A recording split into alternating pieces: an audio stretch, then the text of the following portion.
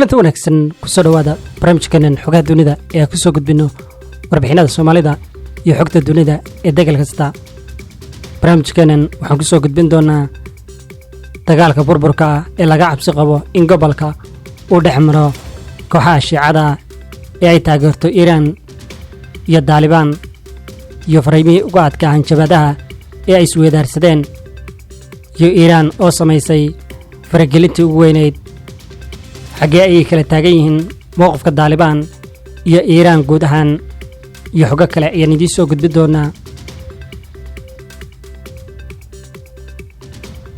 jawaabta qabsashada Taliban waxay ahayd Iiraan mid degdega.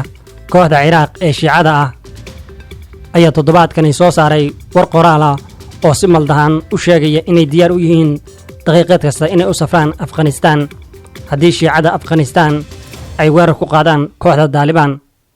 dhowr maalmood kadib xiisaddu waxay u muuqatay in dib ay u laabatay. taliyaasha siyaasiyiinta iyo culimada Ciraaq ayaa laga soo xigtay in Iiraan ay siisay ciidamadeeda xulafada ah iyo kooxaha siyaasadeed tilmaamo adag, waana inaysan faragelin sinaba oo aysan marmarsiyo kasta aysan u raadin faragelin ay ku sameeyaan Afghanistan. markii ugu dambeysay ee Taliban ay gacanta ku hayeen magaalada Kaabul ka hor weeraradii Mareykanka ee Qaacida iyo duulaankii Mareykanka ee 2001, kooxda Taliban waxay cadow daran ay u ahayd Jamhuuriyadda Islaamiga ee Iiraan. laakiin arrimuhu way isbedeleen sanadihii la soo dhaafay.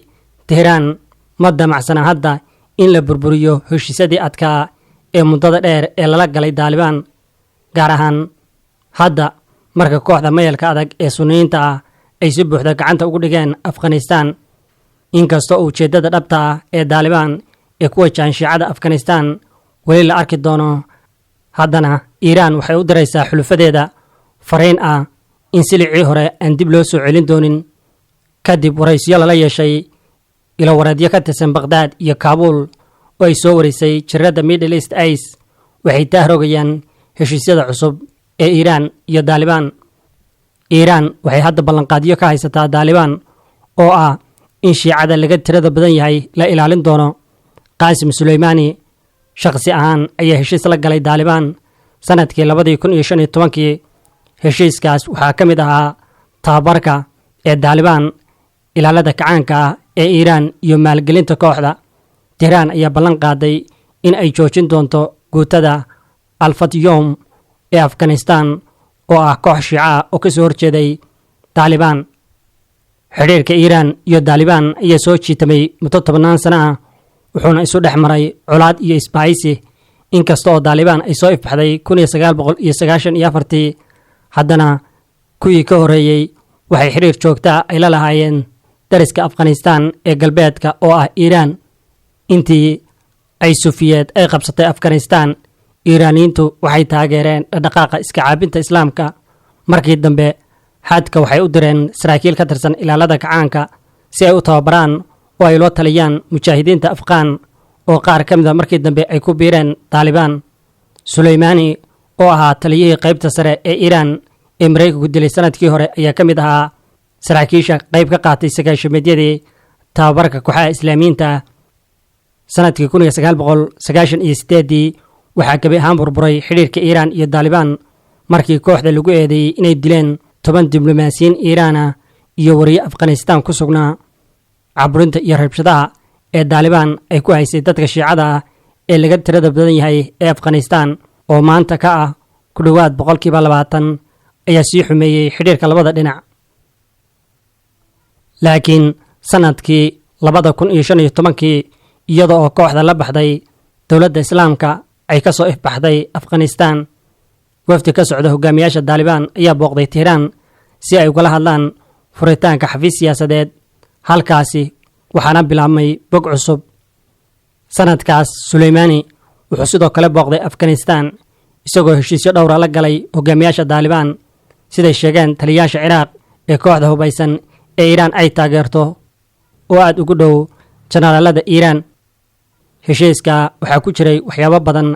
arrinta ugu xiisaha badnayd waxay ahayd ka hortagga saameynta saldhigyada military ee Mareykanka ee ku yaala meel u dhow xuduudda Iiraan, joojinta tahriibta maandooriyaasha ee gobolka khaliijka iyadoo loo sii marsiinayo iiraan kordhinta iyo kor u qaadidda heerka weerarada ee lala beegsanayo ciidamada maraykanka ee la geeyey afghanistaan iyo gebi ahaanba joojinta weerarada ka dhanka ah shiicada afghanistaan. taa beddelkeeda iiraan waxay ballan qaaday inay siin doonto taageero maaliyadeed iyo mid farsamo oo aan xad lahayn daalibaan, waxayna u dirtay saraakiil ka tirsan ilaalada kacaanka inay tababaraan oo ay la taliyaan dagaalyahanada daalibaan, waxayna u oggolaadeen in xeriyo iyo gabaad ammaan ah ay ka samaystaan hogaamiyaasha kooxda gudaha xuduudda iiraan.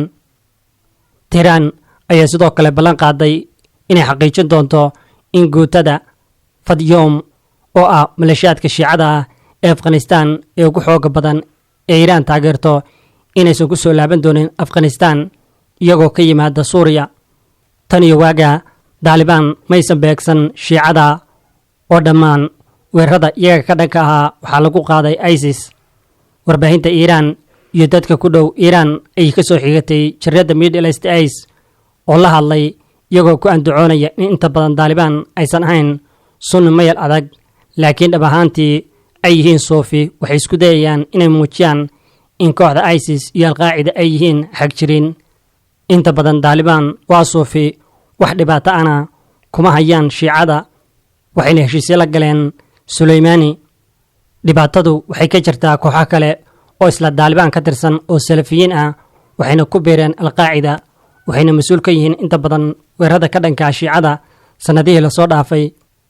ilaa markii xukunka laga tuuray daalibaan duulaankii maraykanka 2001 xukunka daalibaan ee afghanistaan waxaa lagu yaqaan arxandaro gaar ah. hadda waxay dib ula wareegtay dalka, waxaana jira cabsi baahsan oo laga qabo gaar ahaan haweenka, saxafiyiinta iyo qowmiyadaha iyo kooxaha diimeed ee laga tirada badan yahay iyo qof kasta oo soo shaqeeyey reer galbeedka.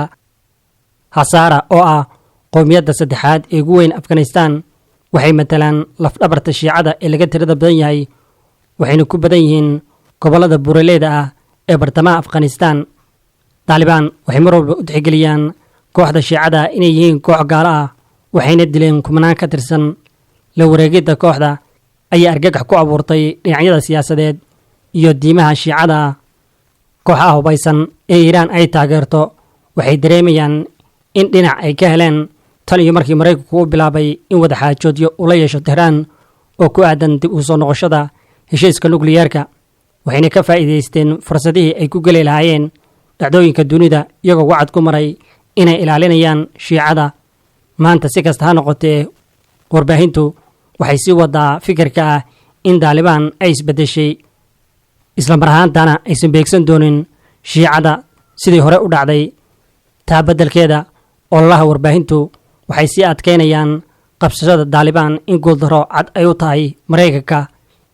iiraan waxay sannado ka hor ay la gashay daalibaan heshiisyo ay ka mid yihiin inaan la weerarin shiicada, wax walbaana waxay ku socdaan heshiisyada ilaa hadda.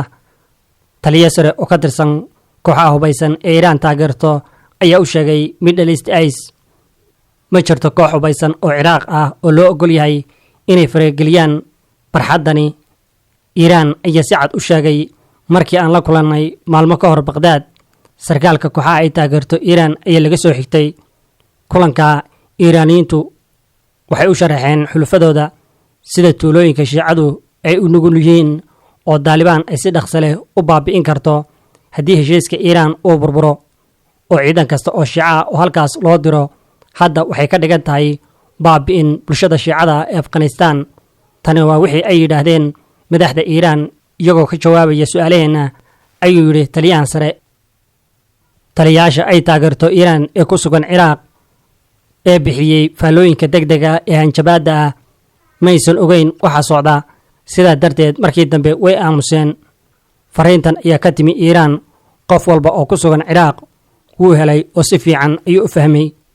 tan iyo toddobaadkii hore daalibaan waxay doonaysay in fariimo damaanad qaad ah ay u dirto bulshooyinka shiicada ah ee ku nool magaalooyinka waaweyn ee saldhigyada ay ku leeyihiin. hogaamiyaasha daalibaan ayaa raaligelin siiyey bulshada shiicada kadib markii dagaalyahanadoodu ay hoos u dhigeen calanka shiicada axaddii.